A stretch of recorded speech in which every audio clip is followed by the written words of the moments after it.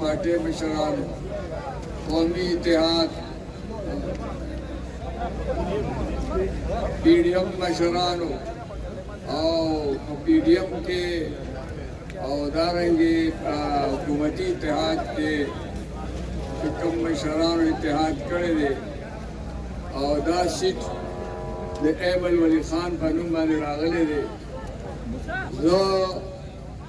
टولو درخواست کوم زه تاسو ته دا عرض کوم چې په دا علاقه کې مفتی عبدالله شاه صاحب دا یو ډېر مقبول انسان دی او هغه خپل خبر نشر کړی دی او دی ویلي دي چې مولانا فضل الرحمن صاحب خپل جماعتي ته ټکټ ورکړی وي او که د بل جماعت ته نو موږ به د هغه حمایت کوو هغه به ووټ ورکوو نو دا وروڼو دا خبره تاسو لږه خوره کړئ بیبیانو ته هم دا خبره ورسوئ دویم په دې علاقه کې شیخ الحدیث مولانا ادریس صاحب ډېر لوی سړی دی هغه هم یو پیغام شایع کړی دی د ویډیو په شکل کې چې موږ پخوا داسې این پي سره اتحاد را روان دی مشران هم اتحاد کړی دی په مختلفو مراحلو کې او دا ځل د ایمل ولی خان په شکل کې موږ ته د پی ډي ایم او د حکومتي اتحاد نماینده ولاړ دی زه خپل جمعیت علماء اسلام کارکنانو ته دا درخواست کوم اپیل کوم چې تاسو به د این پي نه 2 قدم وړاندې روانې او انشاءالله العزیز تاسو په دې محلو کې په دې کلو کې خواړه شئ او د جمعیت علماء اسلام توپې په سر کې او جنډه به د سره او این پي سره د خیر خپله جنډه وي او تاسو په دې کلو کې خواړه شئ چې خلکو ته پته ولګي چې جمعیت علماء اسلام او د هغې مشران دا ایمل ولی خان له ووټ ورکوي نو خلک بیا په دې پوهېږي چې علما کم طرف ته دي ځکه بعضې خلک سادهګان یې هغوی نه پوهېږي او په دغه تمه یي چې یاره به زموږ نماینده به وي نو دا ځل زموږ نماینده ایمل ولی خان دی او ښه زړه د اخلاصه د دې لپاره وګرځئ دویم درخواست دا دی چې خلک راوباسئ په 16 اکتوبر باندې خلک د ووټ لپاره راوباسئ دغه به زموږ انشاءالله العزیز کامیابي وي او دا به زموږ د زړه ارمان وي د مولانا فضل الرحمن صاحب د زړه ارمان به وي نو دا لپاره تاسو ورځ او شپه یو کې او این پي یا نور ملګري اتحادیان چې دي که یو ځای ګرځئ هم که ځان له ګرځئ هم خو چې دا خلکو ته پته ولګي چې جمعیت علماء اسلام بھرپور حمایت کوي د ایمل ولی خان او دا خلک بیا د علماو مني انشاءالله العزیز ایمل ولی خان به کامیابیږي او دا چې حیدر خان هوتي صاحب په څنګه چې خبره تاسو ته وکړله او دا ما اورېدلي دي چې په مردان کې دی وایي چې دا مولانا قاسم نه دی ولاړ دا حیدر هوتي ولاړ دی نو زه تاسو ته دا وایم چې دلته ایمل ولی خان نه دی ولاړ دلته مولانا ګوهر شاه ولاړ دی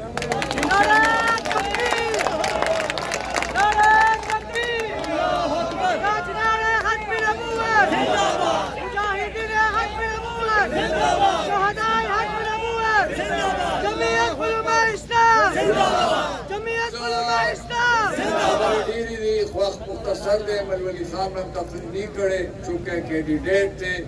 د هغه خبرې اورېدلو دا پکار دي اگر چې ما ورته وویل ایمل خان هوتي خو تیز کړ ما ورته لږه ګزاره کوم په هر حال خدا را چې ویلې چې راز درې څلور ورځې ما ورته ګزاره وکړه انشاءالله العزیز ستاسو تاریخ داسې دی زموږ ستاسو مشران داسې دي چې هغوی که چا ورسره زیاتې هم کړی دی خو هغوی په درنه طریقه د هغوی مخالفت کړی دی او سپکې خبرې نه یې کړې انشاءالله العزیز تاسو په درنو خبرو ښه ښکاره کېږئ نو دا به زما یو درخواست وي په هر حال زه تاسو ته 2-3 خبرې کوم چې دا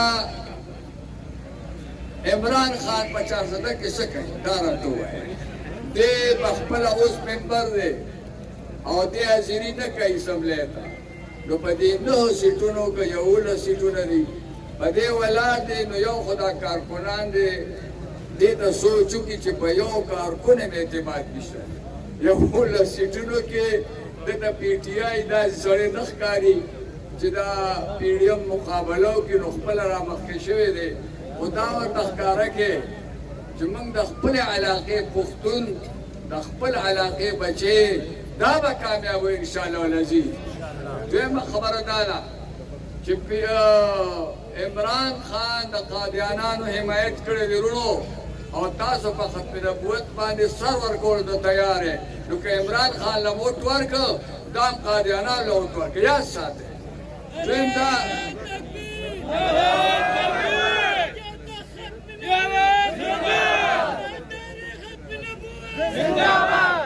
په دې یو مسله کې کم از کم زموږ درخواست دا ومنئ که تاسو عمران بیا راوستېدو او موږ هم کمزوري ښکاره کړو په ورځ د آخرت په حضور علیه السلام سره مخ څنګه لګوئ نعرہ تکبیر نعرہ تکبیر قائد جمعیت مولانا فضل الرحمن قائد جمعیت مولانا فضل الرحمن وروڼو دویمه خبره دا ده چې د ناموس رسالت سره عمران خان څه وکړل هغه ښځه چې زما او ستا پیغمبر ته کنځل کړي دي هغه چوړې عیسایانه چې په هغې باندې ټول عدالتونو د پانسۍ حکم وکړ خو چې کله د ده حکومت راغی نو په یو طریقې راوښکه او د امریکې صدر له یې بوتلله او وایي دا بوریانو زه نه پرېښودم دا خو دا ده چې ما راخلاصه کړه چونکې زه وزیر اعظم یم نو دې وایي زه د امریکې مخالف یم ته د رسول الله صلی الله علیه وسلم د چا کنځل کړي دي هغه خلاصې په عزت باندې د جیل نه وباسې که دا نور حکومتونه خو که خراب وو خو بیا هم جیل کې اچولې وه خو چې ستا حکومت راغی هغه ښځه چې حضور علیه السلام ته کنځل کړي تا هغه بوتله د امریکې صدر ته او ډېر په عزت به یې راوستې ده او د دې به خیال ساتې نو کم از کم د ناموس رسالت خیال به موږ او تاسو ساتو نور ډېرې خبرې دي په دستور کې په آیین کې چې کم زیاتې کړې دي د اسلام خلاف یې کړې دي کم از کم زه ایمل ولی خان ته دا وایم چې وایي د ختم نبوت ته مسلې به هم خیال ساتي د ناموس رسالت ته خبرې هم خیال ساتي ځکه علما یوازې مسلمانان نه دي تاسو هم نشتنیان مسلمانان یې د ناموس رسالت او د ختم نبوت ته خبرې به خیال ساتي او کم آییني خبره چې ده دا نه موږ غیر آییني تعاون نه غواړو موږ له یو ټک مه کوه خو کم از کم د آیین مطابق د جمعیت علماء اسلام د پالیسو حمایت به کې انشاءالله العزیز ګوره چې ستا یو تاریخي کردار دی انشاءالله العزیز نو موږ دنه توقع ساتلی شو د عمران خان نه هېڅ توقع نشته دی دې وجې نه اوټ نه خراب نه شي بعضې خلک به دوکه کوي چې دا نیشنلي دي او هغه پی ټي آی دی او اوټ به اچوه زه به حیثیت عالم تاسو ته وایم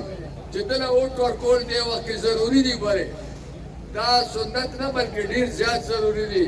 دا یو باطل له شکست ورکول دي او انشاءالله العزیز موږ به تاسو نه د ایمل ولی خان فتح غواړو او تاسو نه امید کوو چې ورځ او شپه په ځان یو کوئ او در لپاره به ګرځئ بل آخري خبره کوم په 13 اکتوبر 403 ته قائد محترم مولانا فضل الرحمن صاحب را روان دی تاسو که د مرزو خلک یې او که داسې خلک یې څونه خلک چې راغلي ګاډي به هم ځایونو ته راځي خو کم از کم لوڼو دا جلسه کامیابه کې هغه نه خلک هسې به راځي خو بیا هم موږ خو به تاسو ته اپیل کوو که نه ټیک ده که نه نو په شوق هغې له راشئ خپلو جنډو سره راشئ ټیک شوه